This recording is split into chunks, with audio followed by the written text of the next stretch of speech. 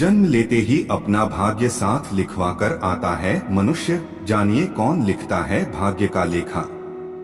भाग्य का हमारे जीवन पर बहुत ही गहरा प्रभाव होता है।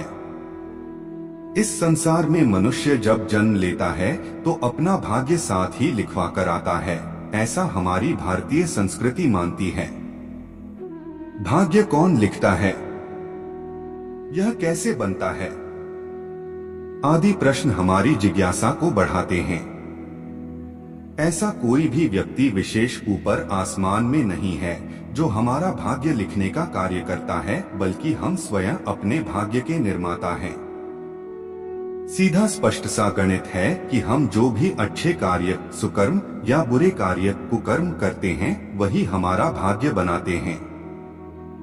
वीडियो में आगे बढ़ने से पहले हमारे YouTube चैनल जीवन ज्ञान संगम को लाइक सब्सक्राइब करें और कमेंट में जय श्री राम लिख दे। आपका कल्याण है, कल्याण होगा। दोनों कर्म और यानी सुकर्मों का फल हमें सफलताओं एवं सुख समृद्धि के रूप में मिलता है।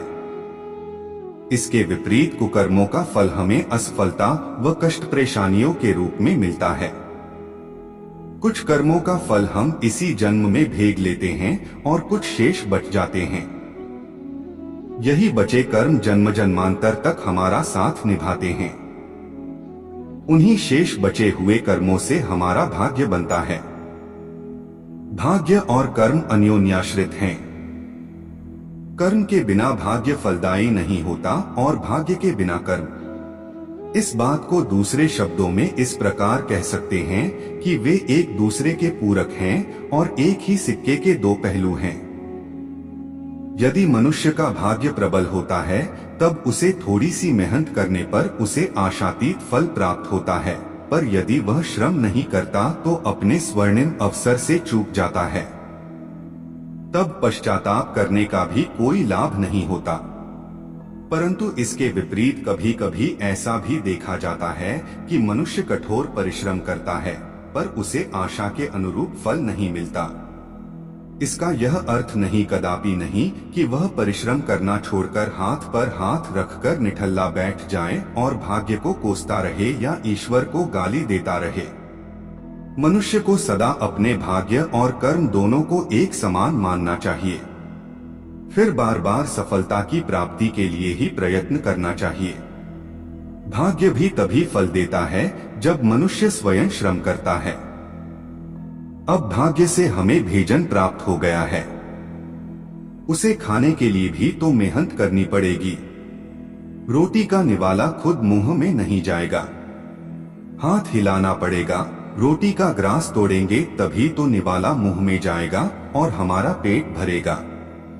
हमेशा चींटी के श्रम को याद रखिए, जो पुन गिरकर अथक प्रयास करके अपने लक्ष्य को पाने में अंततः सफल हो जाती है।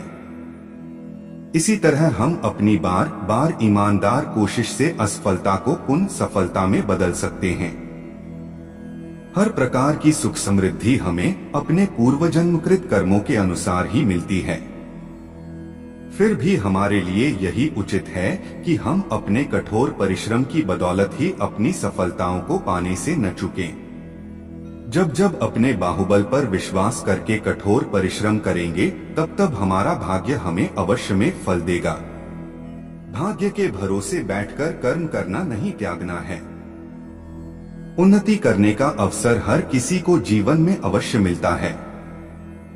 शर्त बस यही है कि उस अवसर की प्रतीक्षा करते हुए हमें अपने हाथ पर हाथ रखकर नहीं बैठना है, बल्कि भविष्य को सुखद बनाने का सार्थक प्रयास करना है।